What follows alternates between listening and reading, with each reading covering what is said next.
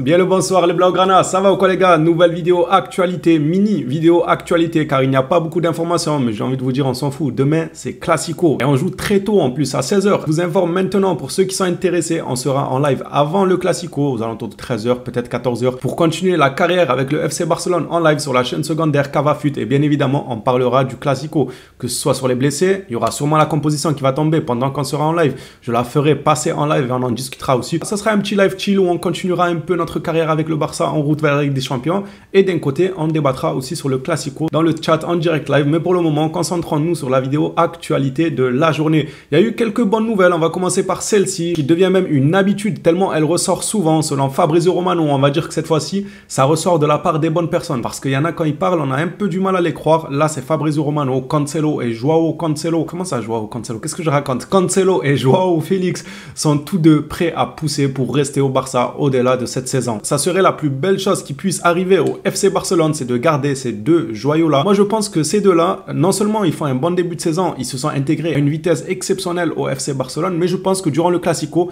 ils vont nous faire plaisir. Je sais pas pourquoi. Plus particulièrement, même Félix. Cancelo fera certainement des bonnes choses, mais Félix, faudra garder un œil dessus. Je pense qu'il va vouloir se surpasser pour montrer tout l'étendue de son talent, parce qu'il a déjà prouvé depuis le début de la saison que c'était un bon joueur de ballon, un vrai balleur, comme j'ai l'habitude de dire. Mais durant le Classico, on va dire que ça sera l'ultime test. Il faut être là durant les grands matchs et je pense que Joao, j'ai confiance en lui pour qu'il réponde présent. On en parlera après le match et même avant le match sur ma chaîne secondaire comme je vous ai dit. La mauvaise nouvelle d'aujourd'hui, ça pourrait être celle-ci, même si en réalité rien n'est officiel. Il y a un flou énorme sur les blessés parce qu'aujourd'hui on a vu tout le monde de retour à l'entraînement. Koundé, à part Sergio Roberto en fait, Koundé, Pedri, Lewandowski, Rafinha, tout le monde a été de retour aujourd'hui. Alors est-ce que c'est une stratégie pour donner un casse-tête à Ancelotti et lui dire qu'en fait ils peuvent tous jouer, donc n'essaye pas de faire une composition en te disant ah ils auront pas Lewandowski, ils auront pas Rafinha, ils auront pas un tel. Peut-être que tout le monde a fait mine de revenir à l'entraînement, histoire de dire à Ancelotti, fais une composition en fonction de ces joueurs-là, et s'ils sont pas là, Ancelotti, il sera tombé dans le filet, quoi. Il se dit, ah, ils ont même pas aligné ces joueurs-là, et ma composition, moi, elle était tournée vers ces joueurs-là pour les bloquer. Vous comprenez un peu. Tactiquement parlant, ça peut être différent selon les profils de ton adversaire. C'est tout à fait normal. Aujourd'hui, on a eu la belle image de voir tout le monde de retour à l'entraînement, mais juste après, il y a cette nouvelle qui est tombée. Selon Adria Albet, l'entourage de Frenkie de Jong pense qu'il lui manque 2 semaines avant son retour. Moi, ça me fait déjà plaisir de le revoir à l'entraînement. Ça fait plaisir de les revoir tous d'ailleurs à l'entraînement. Il n'y a que Sergio Roberto pour l'instant qui manque. Mais bon, c'est pas celui dont on est le plus pressé de le revoir sur un terrain de football, donc tranquille. Lewandowski, lui, a eu le feu vert aujourd'hui des médecins. Hier, on en parlait justement de ce feu vert qui allait tomber d'une heure à l'autre. C'est tombé aujourd'hui. Par contre, il y a toujours divergence sur la question de la titularisation. Va-t-il être titulaire et débuter le match ou pas du tout? Selon Carousel, les médecins donnent le feu vert à Lewandowski pour jouer le Classico. Il peut être titulaire si Xavi le souhaite et s'il a l'air prêt. Médicalement parlant, il a le feu vert, il ne jouera pas sous infiltration, ça c'est très important.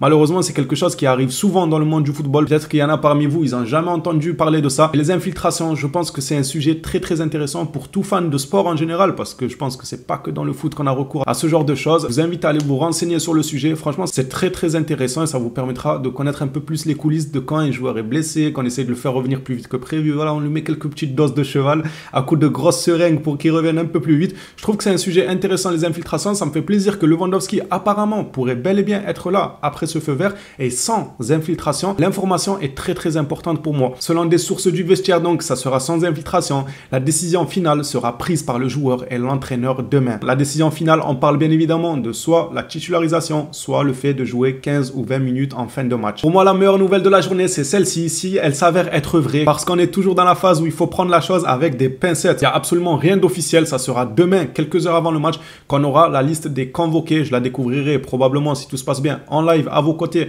sur la chaîne Cavafut. Koundé aurait demandé à Xavi de jouer. Si Koundé joue, les gars, avec le début de saison qu'il a fait, je serai encore plus rassuré. Déjà là, actuellement, moi, j'ai confiance en eux. Je me dis que ce Barça-là a des choses à montrer. J'ai confiance en eux pour ce Classico. J'espère grandement ne pas tomber de haut. Mais si Koundé arrive à convaincre Xavi de le faire jouer et qu'il se sent bien, que lui aussi, il ne joue pas sous infiltration, ça pourrait être grandiose pour notre défense, les gars. Je serais énormément rassuré. Reprenant, selon FF Polo, donc je disais, Koundé devait manquer à la base 5 semaines. On nous avait annoncé 5 semaines lors de sa blessure, en raison d'une blessure. Depuis le moment de la blessure, 3 semaines se sont écoulées et Koundé vient de dire à Xavi qu'il veut jouer le Classico. Ça veut dire que Koundé se sent bien. Il y a encore quelques jours, tout le monde était prévu de retour. On parlait même d'un Pedri. Pedri était annoncé comme étant de retour pour le Classico. Après, ils ont dit qu'il va jouer une mi-temps. Apparemment, selon les dernières nouvelles, encore une fois, fois, on ressort les pincettes. Pedri ne jouera pas le Classico. Il est out pour le Classico. On nous disait dans ces informations il y a quelques jours en arrière que c'est Koundé qui a le moins de chances de revenir au Classico. Et finalement, c'est lui qui vient de dire « Je me sens prêt ». Je m'y attendais absolument pas. Pour moi, c'est la meilleure nouvelle de la journée. Si Koundé arrive à convaincre le staff médical de lui donner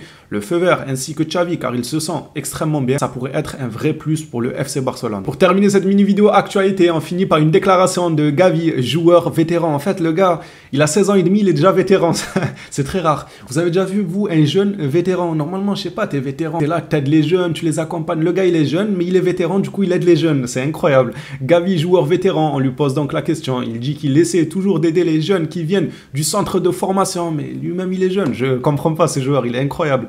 Tout comme Busquets, Sergi, oui, mais eux, c'est des vrais vétérans pour le coup. C'est vraiment des vétérans. Tout comme Busquets, donc Sergi et Jordi Alba m'ont aidé autrefois. J'accueille, mais comment ça autrefois? C'était il y a 2 mois et t'as aidé. Comment ça autrefois? On dirait il a 10 ans de... Il me fume. Il a un état d'esprit incroyable, compétitif et en plus de ça, bah, il n'hésite pas à aider les jeunes du haut de son jeune âge. J'accueille toujours les jeunes et je les aide autant que je peux. C'est très très bien. Il a un très bon état d'esprit. Quelle chance de l'avoir parmi nous dans l'effectif. Il mériterait clairement une grande carrière et il n'y a pas de raison que ça n'arrive pas. C'est un joueur qui n'est pas souvent blessé. C'est un joueur qui meurt pour le maillot. C'est un joueur qui se surpasse toujours, qui est constamment en train d'évoluer et de tout donner sur le terrain jusqu'à son dernier souffle. Il n'y a pas de raison que Gavi ne fasse pas une grande carrière. Mis à part, c'est par malheur une blessure sans mêlée, chose qu'on lui souhaite bien évidemment pas à notre Gavi national. Voilà les phénomènes, cette vidéo actualité est terminée. Merci à tous ceux qui l'auront suivi jusqu'ici. On s'attrape à la prochaine vidéo sur le Barça. D'ici là, prenez soin de vous les Blaugrana.